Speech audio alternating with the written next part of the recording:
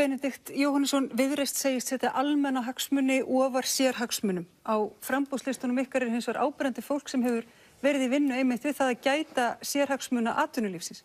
Hvernig geta kjósendur treyst því að almannahagsmunir verði látnir ráða ef að hagsmunir atvinnulífsins koma til tals? Já, þarna nú kannski sjónarmið að auðvitað fara hagsmunir atvinnulífsins og almennings saman. Við getum ekki byggt upp velferð hér nema hér sé blómlegt atvinnulíf. Þannig að það auðvitað mjög mikilvægt að hér séu sterk fyrirtæki, hér sé sterkur rekstur sem að getur verið samkeppnishæfur við erlendan rekstur. Þannig að þetta verður alveg fyllilega saman. Er þetta þá einhvers konar alræði atvinnulífsins sem þið boðið? Nei, þetta er svona svolítið undarleg spurning satt að segja. Það sé nú aðrir hérna inni sem eru nær alræðinu heldur en ég. Við erum frjálslynt afl sem að viljum þvert á móti reyna að breyta þessu samfélagi og ég held að menn hafi séð það að það er mjög mikil þörf á því að breyta samfélaginu. Þrátt fyrir það sem er alveg hárrétt sem að hér er rakið, efnahagsástandið er mjög gott, að þá er mikil óánægja með allt hér í samfélaginu. Og við ætlum að horfa hins vegar, ekki að vera að gera út á einhver óánægju, heldur horfum til framtíðar, horfum á málin sem skipta máli. Við erum að horfa á heilbrigðiskerfið. Þar hafa menn allt og lengi setið með hendur í skauti, menn að rífast það hvar Landspítalinn eigi að vera. Við segjum, skulum flýta byggingu Landspítalans, höfum að með hringbraut, það er búið að ákveða það og ljúkum því á næstu 5-6 árum. Það setjum við í forgang.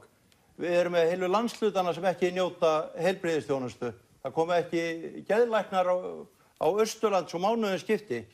Þessu þarf að breyta. Menn verða að fá grunnþjónustu, þannig að við getum hort á það í fyrsta lagi, þá er það Viðreisn heilbrigðiskerfisins. Hvað eru helst útgjöld heimilina? Það eru vextir. Ungt fólk sem skuldar kannski 25 milljónir í íbúð og er með óverðtryggt lán, þau borgaðum það byrja 150.000 á mánuði. Ef vextir hér væru svipaðir og gerist í öðrum löndum, þá væri þessi útgjaldalegu miklu minni. Hvernig er þetta að lækka vextina? Jú, við erum með leið til þess. Við viljum binda festa gengi krónunnar við erlendan gjaldmiðil með svonefndu myntráði. Þetta er lausn sem hefur verið notuð víðan annars staðar. Það sem að sýnir sig þá er það að smám saman lagar gengi gjaldmiðilsins, í okkar tilviki krónunnar, vexti gjaldmiðilsins, sig að vöxtunum erlendis. Og segjum bara að þið lækki úr 7,5% í 4%, þá erum við að lækka mánaðarlega útgjöldum það til 75.000 krónur hjá venjulegu fólki. Það er það til 100.000 króna kauphækkun. Þetta er alveg kjarabætur. Þannig að við erum að tala hér Viðreisn heimilina líka. Og í þriðja lagi er það traustið. Það er ekki nema 1 af hverjum 7 Íslendingum sem segist treysta Alþingi. Af hverju skyldi það vera? Við sjáum það aftur og aftur. Það er vegna þess að stjórnmálamenn lofa einhverju og standa ekki við það. Það er vegna þess að þegar kemur að því að almannahagsmunir er vera varðir á Alþingi, tökum til þess búvörusamningana sem var verið að nefna hér áðan. Hvað er það margir alþingismenn sem stilla sér upp með neytendum í búvörusamningunum og vilja ekki festa þetta gamla kerfi í 10 ár? Það eru 7 alþingismenn af 63. Aðrir greiða annað atkvæði með, sitja hjá eða eru bara einhver stór út í bæ að borða kökur. En munið þið Viðreisn berjast fyrir Evrópusambandsaðild? Við munum berjast fyrir því og það er nú mjög gott að spyrja þetta vegna þess að það var helsta loforð þessara manna sem standa hér sitt hvor megin við mig. Ég er ekki búinn að segja eins og hvert loforðið var.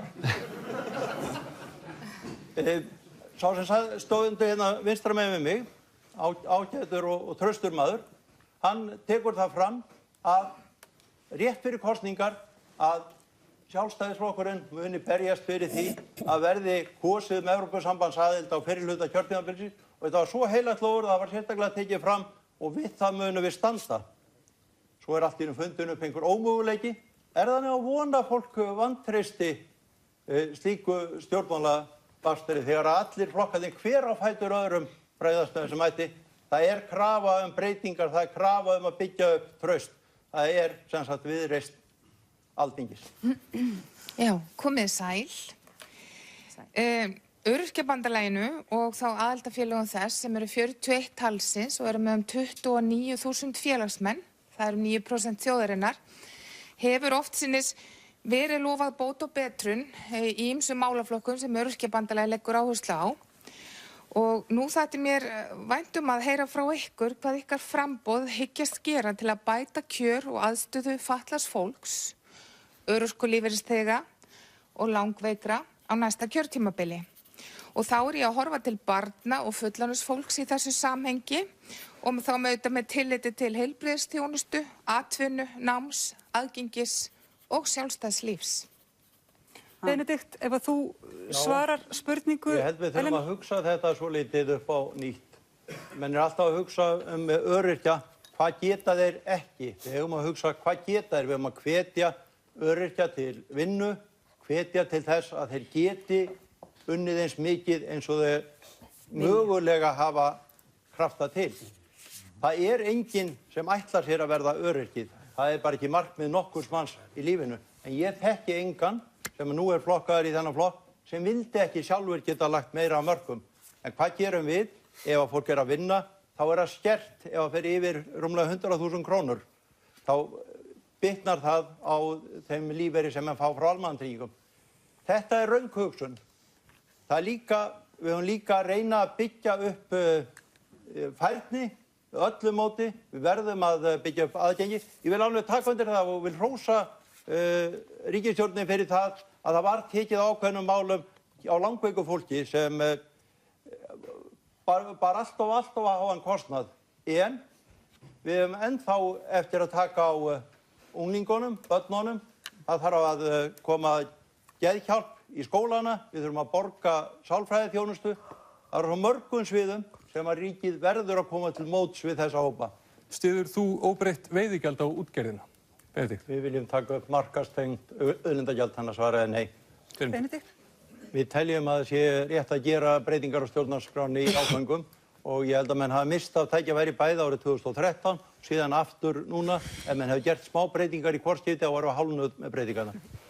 Það heyrast raddir, háværar raddirinnar úr íslensku samfélagi sem krefjast þess að við hlúum betur, miklu betur að íslensku heilbrigðiskerfi.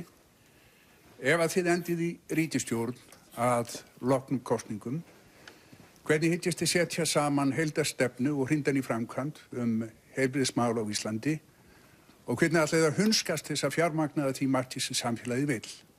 Og síðan til þið svarið þessu, hvernig ætlist þið til þess að fólki í landinu trúi að þið komið til með að standa við það sem þið segið kosningu loknum.